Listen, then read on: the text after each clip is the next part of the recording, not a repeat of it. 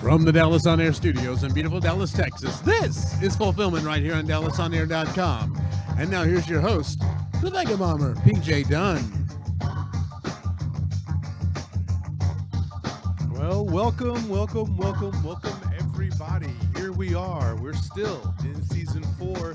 This is episode 14, the episode where we're going to talk about road trips and some of the most enjoyable road trip films out there, since people are probably doing a lot of traveling right now around the summertime, probably to get away from the heat if they're here in Texas. Would you say, KZ? Absolutely. It is time to get out away from the heat, although I don't know where you're going to be able to go. You can't go to London. You can't go to France. You can't even go to Underpants without getting away from the heat. So we're just saying. We're just saying. We're just saying it. We're kind of stuck in this one. This one's kind of a nope. Can't go anywhere. Big nopes all the way around. That's it. That is absolutely it. So welcome to the show. If this is your first time to Fulfillment, this is the show where we talk about all things movies. We talk about movie collecting. We talk about everything from the directing, the acting, screenplays, the soundtracks. You name the whole kit and caboodle. We're usually the guys that are still talking about the movie well after the movie's over, when everybody else is just trying to get out of the theater and get rid of the sticky floors underneath them and get rid of the old popcorn and try to find some receptacle to get rid of it. Well, we're probably still there talking about scene 1 of the movie, how it opened, and then how we get to scene 33 and all that good stuff. So with all that in mind, you are in the right place if you're here at Fulfillment, because you will find fulfillment here as we talk about films. And so one thing that we do to get started in our first segment is to tell you what we've recently watched. And in this case, once again, and this probably should become something we want to do a lot, Kazak and I both went to go see the movie Nope. And so we got some fresh, hot thoughts and opinions on it, because it's pretty fresh. We just saw it just not too long ago. So that's all a big deal there for us on that. So with that, let's just dive in. So Nope. This is the third film for Jordan Peele, part of that comedy troupe of Key and Peele that we all loved, or at least loved at least a couple of sketches if we didn't necessarily like them. But they've always had something that was funny, interesting. But then as a movie director and a producer and a writer, which is what Jordan Peele is now, he's produced 3 films. A lot of people, hands down, love Get Out. Most people scratch their head on Us. And then there's this movie, Nope, starring Daniel Kaluuya, Keke Palmer, just to name a few of the lead characters, also with Stephen Yeun. So, we saw a movie, and we saw it in IMAX. So, first impressions, Kazak, before we talk about the good, the bad, and the mystery. First impressions. Well, I'll say that this film was specifically shot for IMAX. This film was specifically shot with the IMAX cameras. It's specifically shot with the IMAX sound in mind. It is specifically designed for the IMAX experience, and for this one, it really, really pulls it off. Yeah. It just almost impressive in the way that it comes out, in the way visually it plays out. Mm-hmm. That's definitely a really strong point of this film, is that it really plays out on screen very nicely with the IMAX in mind. Jordan Peele really gives the viewer a sense of perspective. He has a really kind of new but keen eye for shots. Mm-hmm. His director of cinematography is really kind of on point. Mm-hmm. Coloration's perspective, close-ups, just a lot of it really well played out as far as the film plays. Yeah, I would say I agree with that as well. As I think of this movie, my first impression was, you know how you always do. You always go, where does this rank with the other movies of his? Mm-hmm. And I still say that I think Get Out is probably still his best work. Yeah. And I would put this, though, over Us. I think this movie's better than Us. I think you could say that, yeah. Yeah, and so that's kind of my first thoughts. And then, of course, as it is typically with Jordan now at this stage of the game, is I'm wondering, okay, where do you settle down? Like, you've got the visuals down. That's not an issue. You know how to shoot. You know how to line stuff up. You know what belongs in every scene, and you seem to get the best actors to convey what you want, which is Daniel Kaluuya in most of his movies. But Daniel Kaluuya is he's a star. This guy is rising easily. Yeah. So you could see that. Keke Palmer here obviously is going to be the comedic and the contrast to our everyday man played by Daniel Kaluuya. Right. It's a balance of energies. You have in this film a brother-sister dynamic where you have the low-key brother, which in essence, I don't think we're giving too much away by saying he's kind of the Western hero in this, because it is about a family that raises horses for movies. They basically pay up the cowboy angle. In addition to that, like I said, you have a brother and sister team. The sister with the high energy, the non-focused things like that, versus the brother hardworking, trying to keep his nose to the grindstone, trying to keep this business going, whereas she's all over the place. You get a really kind of interesting balance in energies as far as on screen goes. Like I said, he's very understated. She's very very bright, even in the color scheme of them. Yes, that very much takes place, but that's what you definitely see. And again, you're getting to see something that we should be seeing more of, and that is the black cowboy, which I think is I don't want to say a unique angle, but I say it's an angle that we don't get enough of on screen. It's not explored very much, yeah. But we're getting it on screen with this, and that was really interesting. Yeah, that was very good. And in fact, let's do that. As we break this movie down, let's look at what are the goods, what are the challenges, and then of course maybe just the mysteries, the stuff that we're just not quite sure of. So let's start with the good. And so I'll give you a good. And it's already been set up top, and I agree with you, Kazak. The visuals, this movie is stunning, especially what I noticed was the night scenes. And so the way the night scenes are shot in terms of wideness and scale, but also in terms of color and how you can see what you see. Now, it turns out that they used a process here. The night scenes were actually shot during the daytime. And because of the camera that they were using and the infrared that they were using, they were able to make this thing look like, and you believe it, that it was shot at night, but it's not. It's shot in the daytime. So the cinematographer is a guy named Hoyd, and he and Peele worked on this together. And so it's proprietary, so they can't say much about it yet because it's not fully finished, but they can say that they were the first to use this style. And so I can say visually, absolutely, the stars at night look really, really they just pierce the sky, the stars. Anything that you see with a little bit of light just pierces that sky. And then there's enough black and midnight blue and periwinkle in this to where you just go, this color palette is pleasing to the eyes. So yes, I'm going to give that the first good. What about you? Yeah, definitely a first good for me is not only that those big grand landscapes and things like that, but also the way that he really kind of captures expressions on the actors' faces. Great confusion with Stephen Yeun, anguish in Keke Palmer, just eyes of expression on Daniel Kaluuya the whole time. It's really just intense and amazing the way that they really kind of capture the faces. And there is a scene in there involving I don't want to give too much away, but involving the chimpanzee, which is really intense and kind of very much sets up the pacing for what's to come. Yes. Really kind of a foreboding. But yeah, you just get some very, very intense personal shots amongst the big landscape. So again, the way this is shot is just phenomenal. Yeah, absolutely. And so another good for me would be the creativity. I love the idea that we are getting something completely new. This isn't another sequelized, prequelized type of situation. This is an interesting story that plays out between this father and son, and then the father has something happen to him, and then this son is trying to deal, and then here comes the sister who's lazy and unfocused but shows up, and they have to deal with taking over this ranch. This is kind of just some of the basics of the synopsis. And so I actually like that we do have something different and a different way to look at the different objects or creatures or things that are in this film. And again, I'm saying this as non-spoilerish as I can. But I would give a nod to also as a good is the creativity in this. And what's another one for you? It is definitely something that you've never seen on screen before. That I can absolutely say with certainty.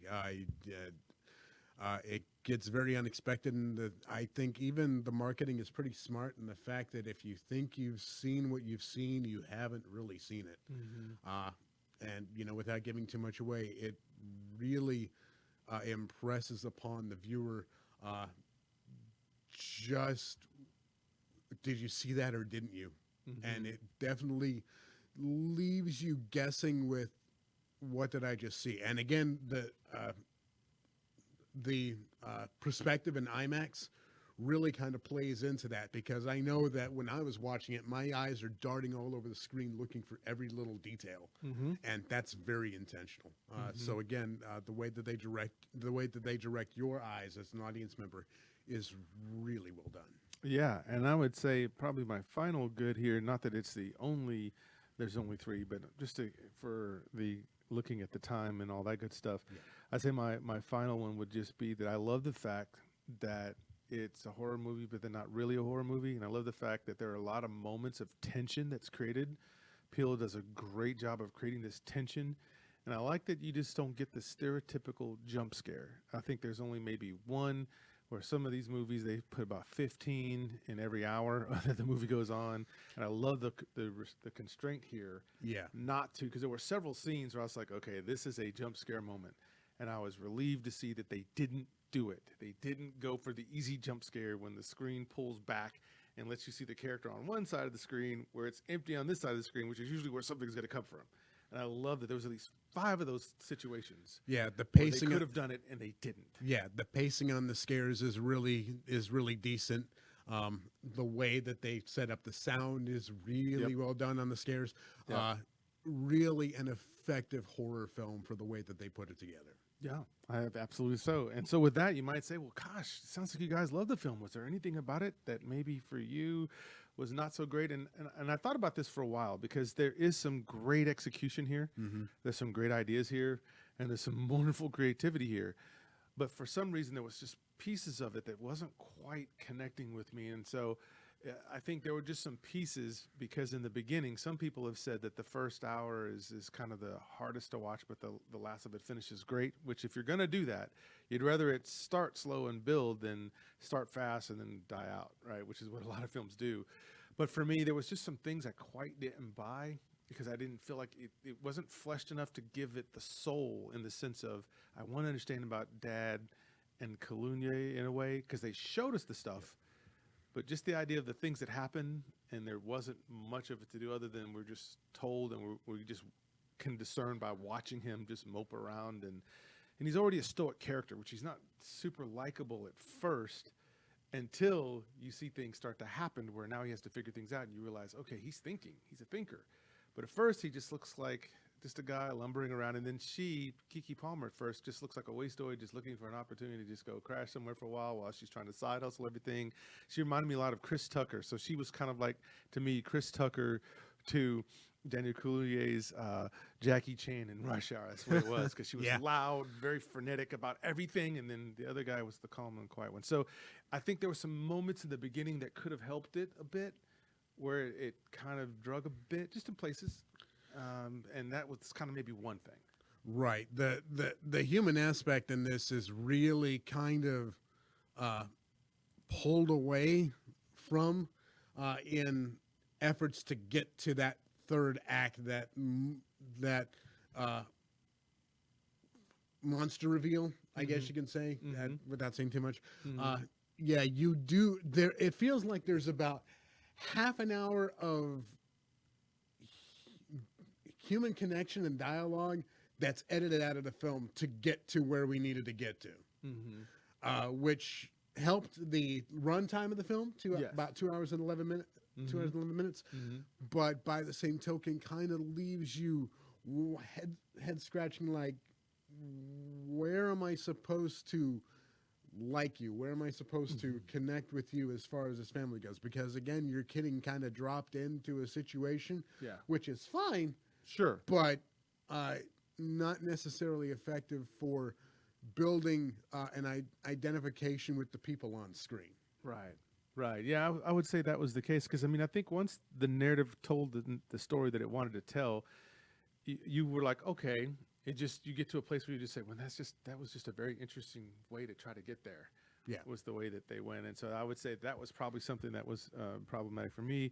But again, doesn't ruin the movie. It was just something I noticed that I was just not clicking with. Yeah, it throws the pacing. It really just kind of throws the pacing off of the whole first and second act.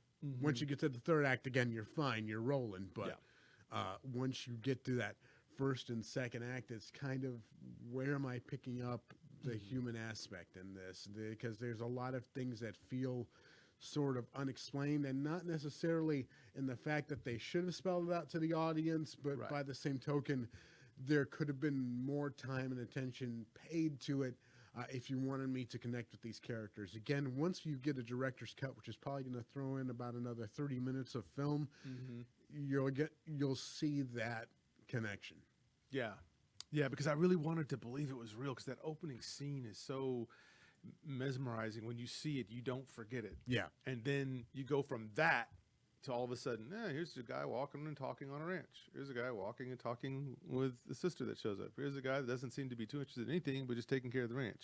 Yeah. Here's a guy that seems to be pretty out on the whole idea that his father's gone, but then he's still not showing enough emotion about it, but you could tell it's bothering him. And so there's so much stuff that you're going, wow, you start with this monkey scene, then you go and slow it way down with this ranch scenes, and you're just kind of going, I'm not sure what I'm watching yet, which isn't necessarily a bad thing. Well, was there something for you, Mike? Mike, for you? I'm so used to Mike being here. Exactly. What was something that was problematic for you, Kazak? Something that was problematic for me, like I said, definitely the pace. Like, again, I got to go back to the pacing on this, because I get that they're kind of going for more natural dialogue, because the only dialogue that falls for us, which of course is Keke Palmer's high energy interpretation, which is fine, but again, I kind of lose myself in the pacing, and there's a lot that you really have to think about when you go into that first and second act. Yes. And there are things that I want to connect with. I want to connect with this film so badly, but I have a hard time getting there. Once I get to that, third act and the action picks up and things like that, and we get, the final confrontation scene with the invaders, I guess you can call it. We're fine. We're sliding in the home, and that, again, I think that's intentional. But again, like I said, I get a little lost in the lack of story. Yeah. I don't get lost in the perspective. I don't get lost in the pacing and the scenes. I don't get lost in the way it's cut. I get lost in I lose my story. Yeah. I lose my arc. And if I lose my story, I start to lose interest. Yeah. And it's like, come on, pick this up, because I need to get there with you, because I want to get to that third act with you. Yes. And I do, but man, there are things lacking in there that lack on screen that were probably in the script, or probably on the editing room floor, but I just get a little lost in it. And again, first act starts out a little slow. Second act, I need to get there with you. Third act, we're good. We're good. Yeah. And I think that's fair. And I think one of the things I'm looking at now is, as I look at just Jordan Peele as a director going forward, what I hope he picks up on is, obviously he's got the visuals down. He understands what he wants to shoot, and he knows the story he wants to tell. I think there's times where he gets very ambitious, and he shows you how smart he is about something, which isn't necessarily a problem, but sometimes it's at the sake of what was already starting to be a good plot that you were rolling down, or at least a path that you were going down, and all of a sudden it's like, no, I want you to think about this, and I want you to think about this, and I want you to think about this metaphor, and I want to tie this in there, and I want you to pay attention to this little detail, because this little detail, and that's fine when you're doing the second watch or third watch, but when you're seeing a brand new story that's not a sequel, not any of that stuff, you're open, and you're just saying, influence me.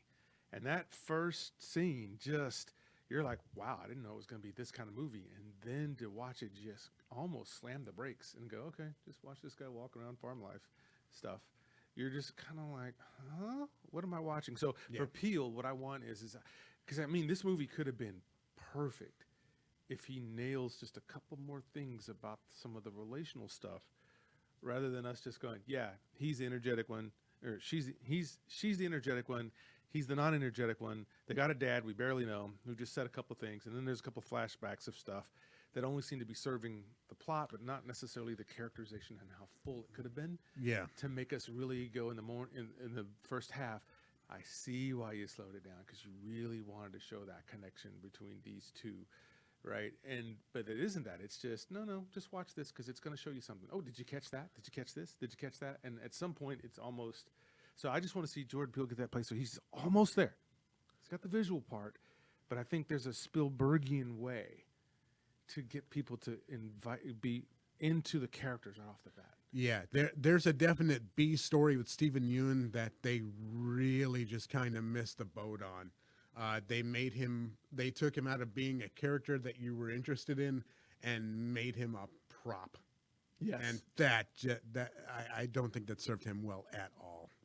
Yeah, no, I think that's exactly right. And we've got, looks like Lauren is on watching us. So he said, hey guys, appreciating it. So that's pretty cool. He's giving us the rock out guys. Groovy. So Lauren's watching. Thank you, Lauren. Yes.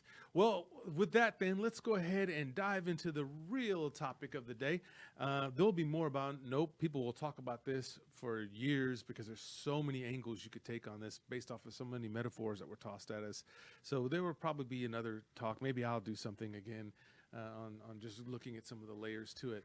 But for now, let's dive into our main topic of the day. And the topic of the day is the most enjoyable road trip films. We're going to go through our top films that we thought, when it came to talking about road trips, these films were, they're just the films that you're going to put on your list to say, this is the film you watch before you go on any vacation or any trip at all. Yeah, it's summer. It's time to get out. It's time to hit that open road. It's time to get with the family. It's time to kind of now that we're kind of out of the pandemic, as out as we're going to get at this point.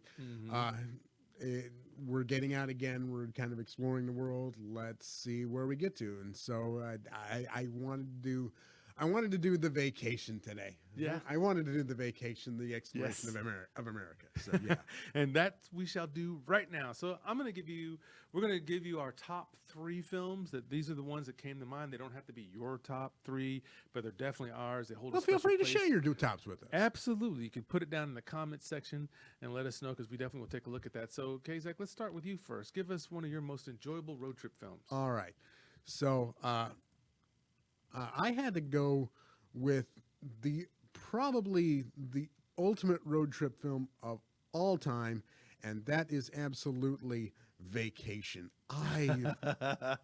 Again, this is one of those films that can't get made today, but it's done so well. You have Harold Ramis directing a John Hughes script, Chevy Chase and Beverly D'Angelo as the put upon mom and dad. You have, of course, everything. I don't know if you had the family vacation growing up, but I mean, you have that. We all know that feeling of piling everyone in the car, going on a long drive, getting to that destination, and all the insanity that happens, having to deal with family, having to deal with things that go wrong, and things that go wrong do go wrong, and they always go wrong when you're on vacation, because again, you're taking yourself out from your surroundings and putting yourself into where you don't know. Yes. And this film just captures the insanity of that, and just the aggravation of the everyman having everything go wrong. Chevy Chase does it wonderfully, just beautiful deadpan into anxiety and anger. And it's still funny to watch. It's still hysterical to watch. The one-liners. Yeah. I have it on DVD, the 20th anniversary edition of Vacation, and I'm watching Christy Brinkley. And Christy Brinkley has not aged in 20 years. The girl in the Ferrari. And again, like I said, you get a great appearance from John Candy as a security guard. Randy Quaid as the insane cousin Eddie. It's too bad he really went insane. Just too much method acting there, or too much meth. I don't know which, but Mhm. honestly, it's still a great film. It is a really well put together comedy. It's a fun movie. I love watching this, once every couple of years just because it's still funny. There's so much politically incorrect humor that you can't get on screen. Yep. That's definitely lacking. But again, it is a comedy with bite, and just to go back and relive this film, it's just fun. Yeah. No, I have to watch it again because I haven't seen it in a while, but I just remember just Chevy Chase and some of his facial expressions and some of the stuff he was doing. He was the great imbecile dad, so you kind of love that. Yeah. If you're going back and watching Christmas Vacation, which people do every year, fine. But go back and watch Vacation during the summer because it is just still a well put together film. It's just funny. You think you hate it now, but wait till you drive it. Still quotable. Still quotable. Yes, it is. And with my list, I picked two, I guess, more silly ones, and then there was actually one that was done by a comedic director, but he went serious with it, and it works as well. So I'll just start there. And so my first film on this list of enjoyable ones is going to come out. It was a movie that came out in 1985, and this was Pee-wee's Big Adventure. So Paul Rubens back then was really big. This was Tim Burton's first full feature directorial debut. So this is the film he started it off with. And so you had Paul Rubens, you had E.G. Daly, Mark Holton, Diane Salinger, Judd Omen, a bunch of names. You probably won't know who most of these people are now. But this thing is great. So the synopsis here is just simply that Pee-wee he and his red bike are like Batman and the Batmobile. He just loves this red bike, and there's a kid who wants to buy it from him, but Pee-wee won't sell it. So this kid is enough to say, oh, well, let's see what we can do about that. And so here goes this big road trip because he thinks that the bike is in Texas at the Alamo. So all the comedy ensues, all the silly gags that Pee-wee does, that's just, like him putting on the big fake ear, and someone says something to him, and he goes, huh? Like you couldn't hear with the ear. It's just, and when he finally gets to Texas, right? The stars at night are big and bright, and everybody all goes, deep in the heart of Texas. And then they went right back to what they were doing. So it was just like so many great moments. The getting on top of the bar and dancing to the song Tequila, that song where he's dancing up on his toes like Michael Jackson. I mean, too much. This film, if you haven't seen it and you're ready for something silly and not going to take it too deep, this is it. I mean, this film, have you seen this one? Of course I have. I saw this one in the theater, man. Are you kidding me? Oh my God. Yeah. It's still, Tim Burton's breakout film. It's still fun. Paul Rubens bringing Pee-wee Herman to life on screen, still just hysterical. Yes. All of it's still good. It still holds up as just a classic, fun comedy for everyone. There's subversive humor, there's blatant humor, there's all kinds of good stuff. And for those of you in the Dallas area, the Dallas Comic Show, which I believe is going to be at the Louisville Music City Mall, Mark Holton is going to be there signing autographs, and I know they're doing a live showing of it at the Alamo coming up here. So check out DallasComicShow.com. Shout outs to Mark Walters on that. But it's still a fun film. It is just one of those that I've watched so many times. My wife is absolutely sick of it, but I still love this film. It still appeals to the kid in me. And watching this first humor appeals to the adult me. And as a film fan, just the Tim Burton tone of it still works for me. All of it's just great. Oh, I loved it. And I was in BMX back then, so when he goes up and meets the BMXers and all the stuff that they're doing there, I was just like, this is perfect. This is a perfect bicycle and guy movie. So there's always a special relationship you have with your bike, so you get it.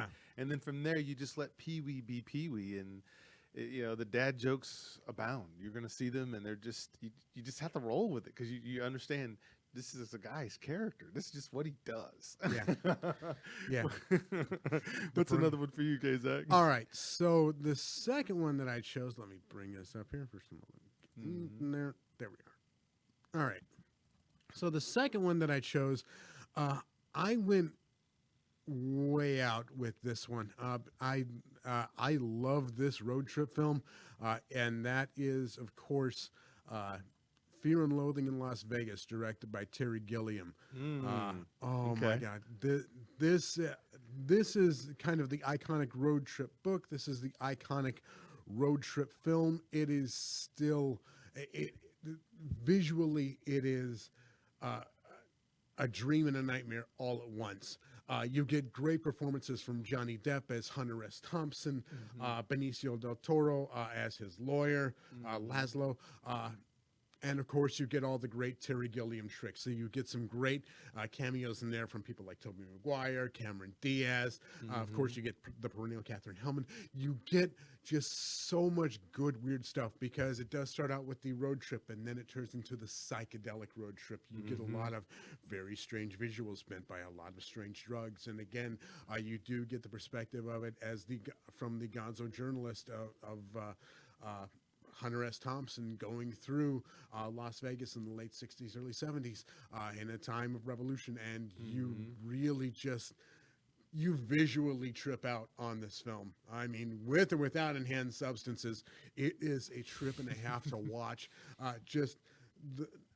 It's weird and visually it's absolutely stunning. I've watched this film so many times and I pick up something new in it every single time. You get some really, really just intense performances from the actors. You get very, very intense visuals on the screen. It is a lot of film to take in, and it beats you up as an audience. But man, is it worth it. It is just weird and golden and weird in the good way, weird in the good Terry Gilliam way. I absolutely love this journey film through not only the mind of an absolute psychopath, but the visuals of a really cinematic. I think Terry Gilliam is a cinematic genius. I really always have. I can't defend a lot of his words or actions of late, but I can enjoy the director for a lot of what he does. In this film, it really visually pays off. And again, you just get a really strange journey through Bat Country. you get a really strange journey through the desert, through Las Vegas, through the mind of, you know, a man who is off the rails and completely even more off the rails due to the drugs he's taking. And you really get that on screen. Yeah, Johnny Depp's performance. What would you say about that? Johnny Depp's performance is absolutely stellar as Hunter S. Thompson. I mean, it would be hard to differentiate the two even when they're on screen, and they do both appear on screen. He really inhabits the spirit of Hunter S. Thompson.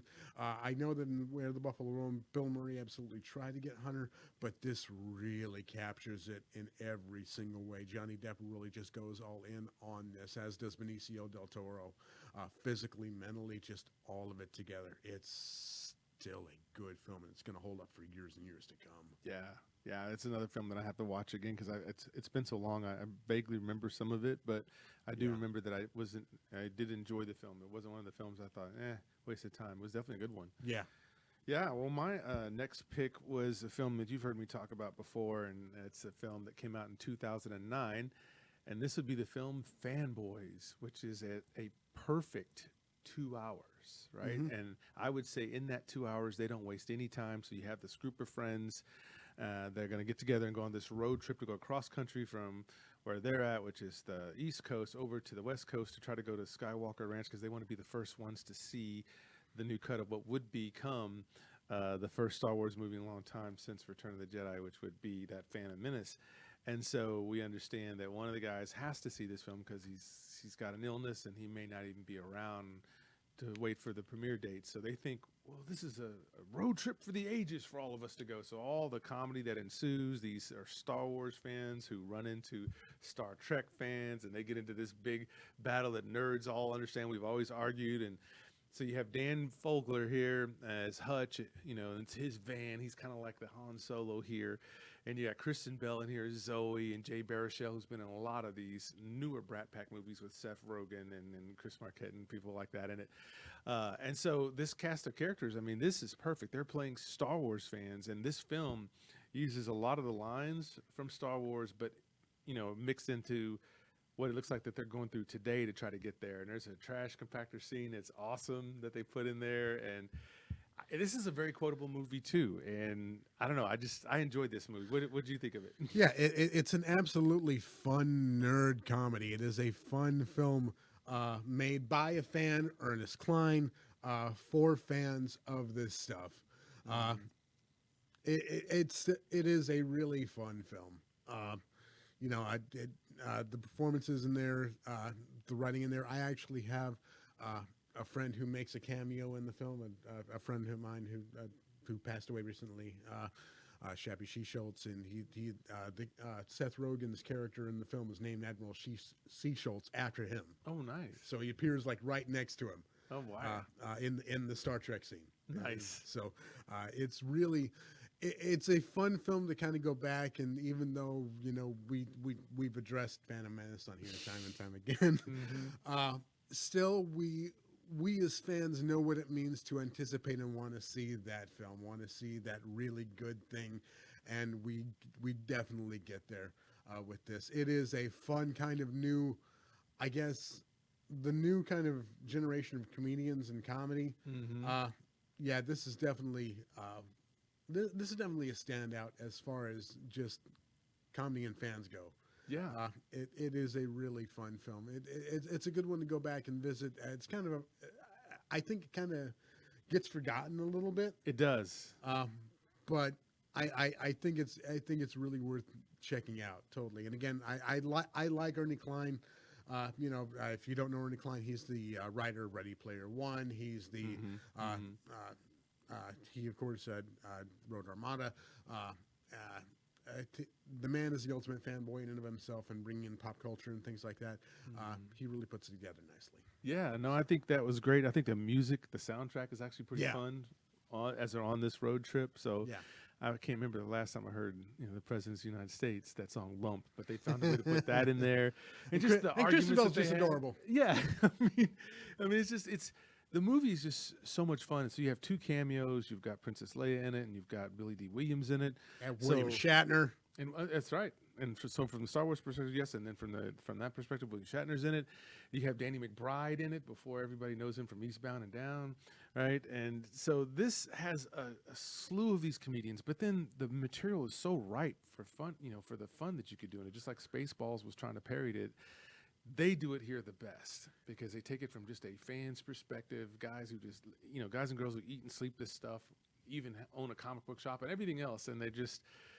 Their life is just about Star Wars. Yeah. And so and pop culture. And pop culture. Absolutely. Absolutely. So, yeah, I would say this is a movie that I would put on anytime. I'd invite any of my friends over, and whether they're fanboys or nerds or not, they can get this movie because it's just got this charm to it.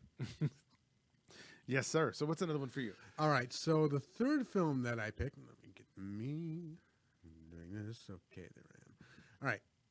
So my third film, I went really trippy again, and for this one, I absolutely I went back and forth on a couple that I was going to go with because I thought about doing North by Northwest, which is a great film and deserves an honorable mention. Alfred Hitchcock's right there. I thought about doing Oh Brother Where Art Thou, the Coen Brothers, another really great road film. But the one that I had to go with was Oliver Stone's Natural Born Killers, and you don't necessarily think of this one as a road film, but it absolutely is. You get Woody Harrelson and Juliette Lewis playing a pair of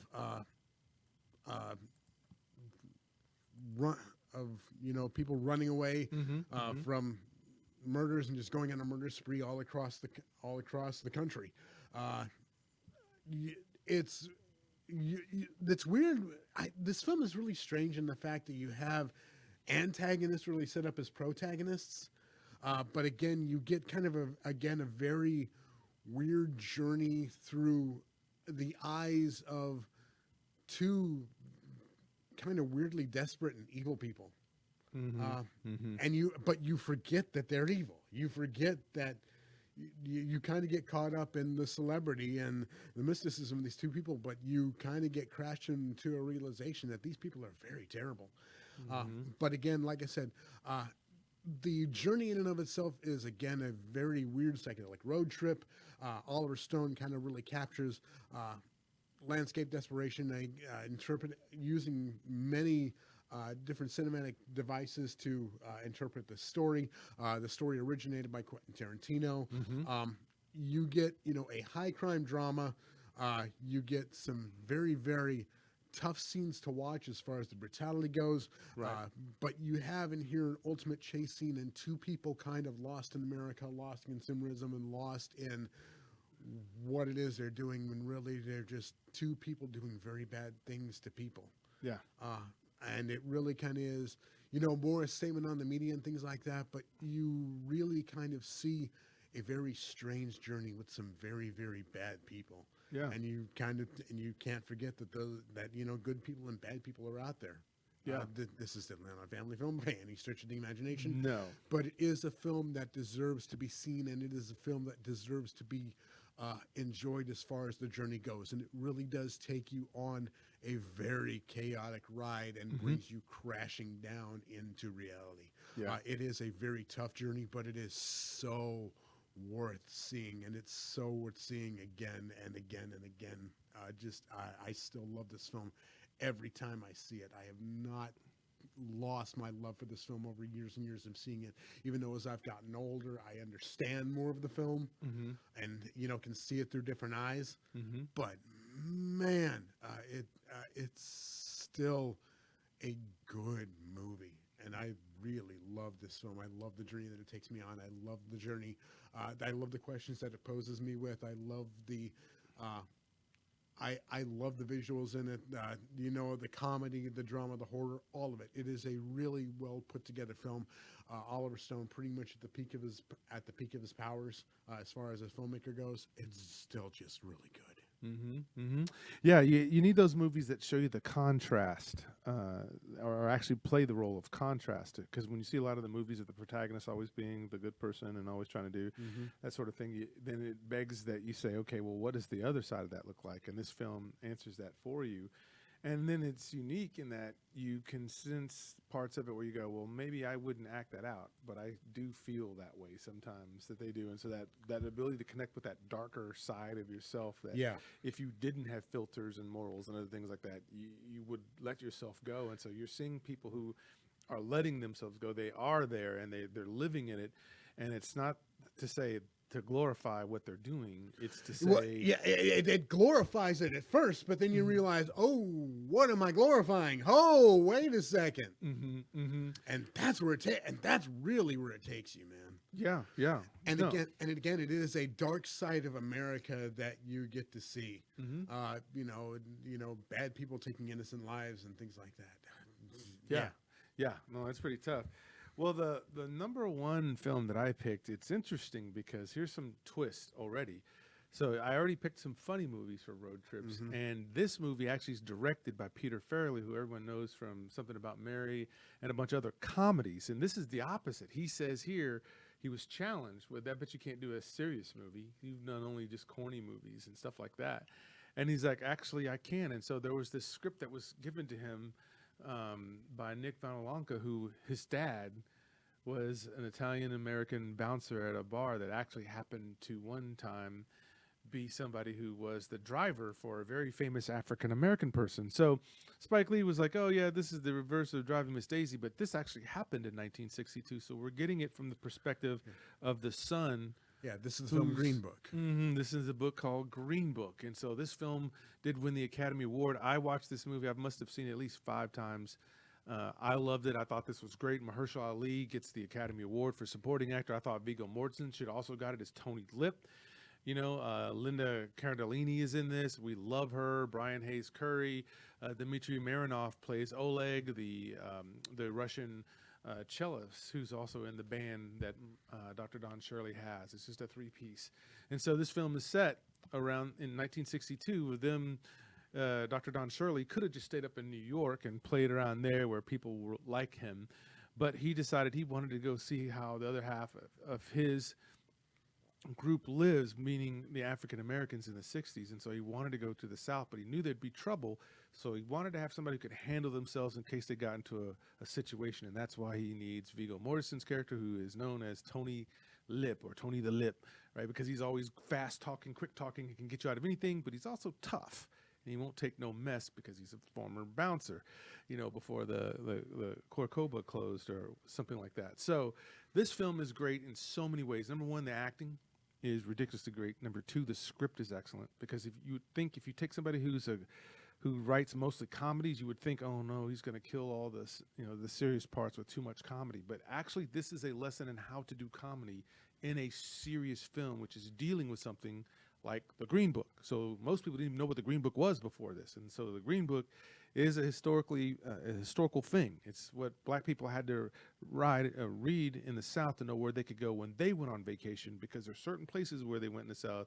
You could if you go to a sundown town, you might get chased out of there, killed, or even worse. So they take this topic on of the Green Book, but really, again, it's told from the eyes of the son, Nick Vallelonga, and he's showing how here's his dad, very crude, very small view of the world, but has family, is paired up with a guy who has education and everything you could possibly want, but hardly any family in it. And so there's this wonderful juxtaposition. Have you seen this film? I have not. This is one that just keeps on missing me and missing me and missing me for some reason. I don't know why. Mm-hmm. I think maybe because of some of the bad press that it got. I think that kind of affected my judgment on it. I've heard kind of both perspectives on it. But like I said, I absolutely love the actors in this film: Viggo Mortensen, Mahershala Ali, Linda Cardellini. The cast sounds stellar. But I have not seen this one. What takes you on the journey for this one?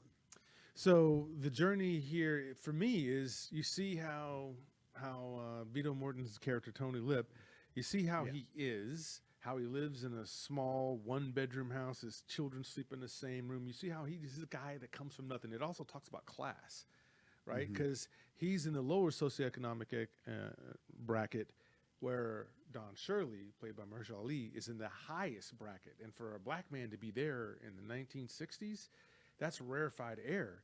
So what draws me in is the drama here and how well it's played, because he wants to understand. He's so detached from family, because he's like he says in the movie, he's like, well, if I'm not black enough, if I'm not white enough, if I'm not rich enough, if I'm not man enough, then what am I? Right? Because they get into these wonderful car conversations as they're driving to the next spot where he's supposed to play.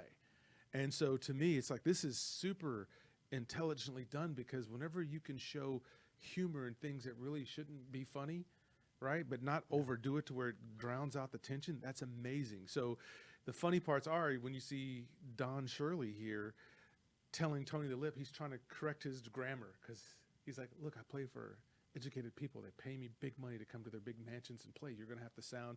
And the fact that he fights him on everything, because he's like, no, I'm me. You do you. I'm doing me. And so that constant clash of these two on that. But then the heartwarming part of it is how he starts to see his world, meaning Don Shirley, and then Tony Lip starts to see his world, and they're trying to, and now they imagine it, because they had to go on this car trip together where one guy was treated one way by everybody, right? Like Tony Lip could use the bathrooms wherever they went. But Dr. Don Shirley, the educated one with all the money and everything else, couldn't. Even though he was there to perform and they paying him to perform, they still made him go outside and use the black person's bathroom. So when it shows how, when they got in the South, how there were things that he just could not do, you watch Tony Lip going, they do that down here? I didn't know, because he's from New York. He's from he's from the Italian section of New York. So he's very New York here. And that's another thing. Viggo Mortensen is not from New York. He's not an American.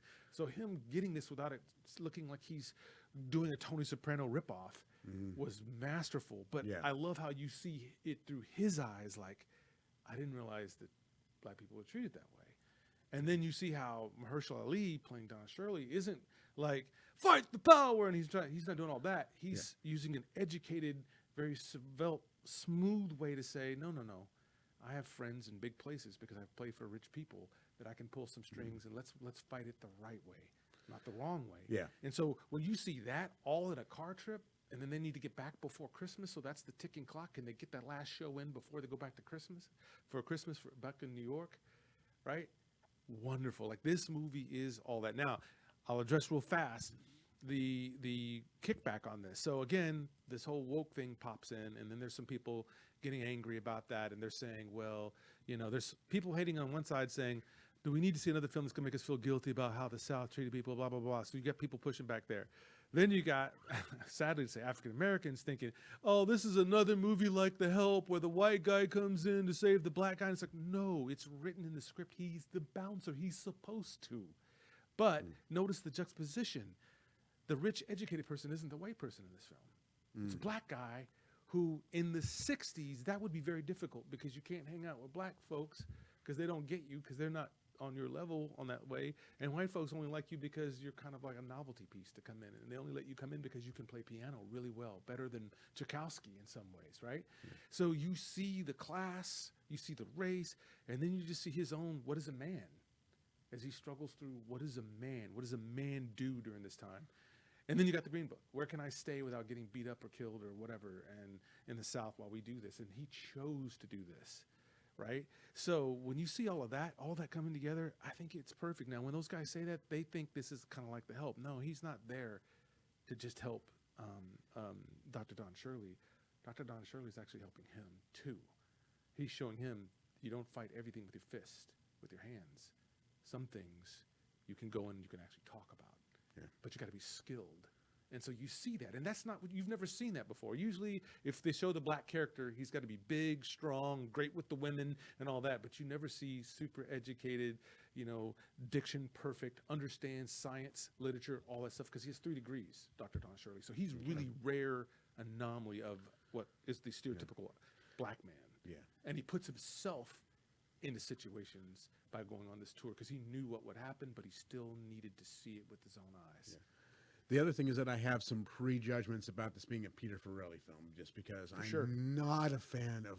I really don't like Something About Mary. I don't like Kingpin. I don't like Me, Myself, and Irene. I'm not a fan of the Farrelly brothers. Yes, I just don't like them.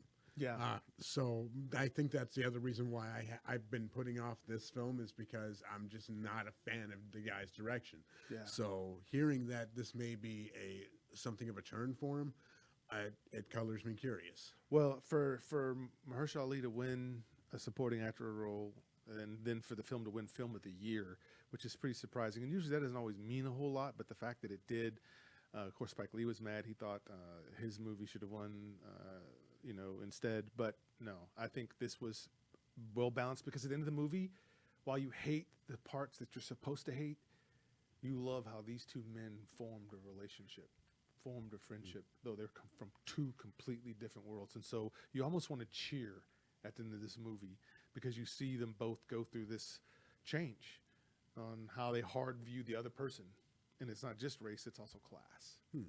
So I would say this is a film I would put on and I'd have people come over and I'd say, hey, let's discuss afterwards, see what you think, because I didn't think anybody could do this.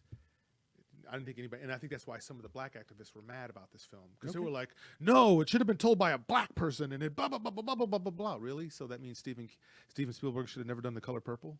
That was a great film. So there's some pushback, and they were just people thinking, oh, it's one of those films where it's the white savior movie. I don't think so. Okay. All right.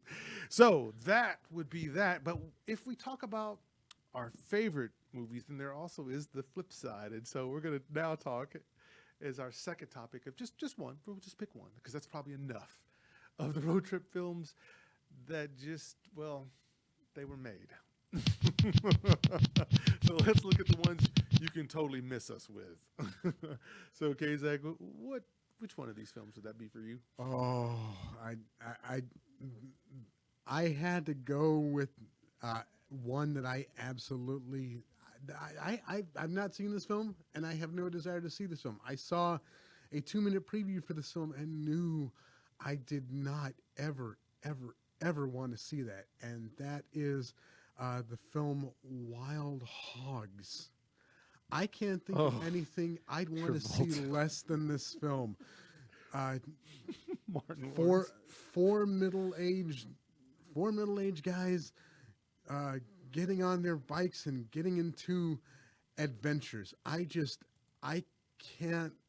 No, watching the slapstick comedy, watching the pacing of this, watching Ray Liotta as the evil biker gang leader. Just none of this is convincing. None of this makes me want to see it. I mean, I am the son of an avid motorcycle rider, and even I know this is an insult to that culture. And trust me when I tell you that there is nothing in this film that makes me want to see this movie at all. The four guys on motorcycles looking for a paycheck. I can't even tell you what about this film would make me want to see it. Nothing. Yeah. Just I've seen it actually. Oh my God, really? Yeah, I have because a buddy of mine got a motorcycle, and he was trying to get me to get a motorcycle. So he says, "Hey, let's just watch this film and just get a sense of the open road." And so I sat down, I watched it with him, and I'd say the first 10 minutes I was kind of going, okay, and then after that I was just like, wow. So Easy Rider without the culture. Yes, and just the setups. The setups were pretty dumb. You could see them coming a mile away. There's a lot of just stuff that you're going, that would never happen. No. And the part that was only believable was in the first 10 minutes, because you could see guys getting a midlife crisis. Sure. And deciding, hey, let's solve it with a vehicle. Like usually it's a car, but motorcycles, I can get that. Harley Davidsons, I can get that too, right? Yeah. But once they get out on the road, it felt like everybody was overacting. Martin Lawrence was unfunny more than he was funny in this thing. Nobody's funny in this film. I was just like, yeah, it's hard. It's a hard watch.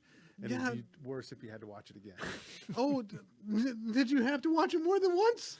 My parents had it on. Oh, I came God. over one time, but luckily it was already towards the end of the movie. Oh, so the pain. Yeah. Oh, the it was pain. bad. I am so sorry, sir. Yes.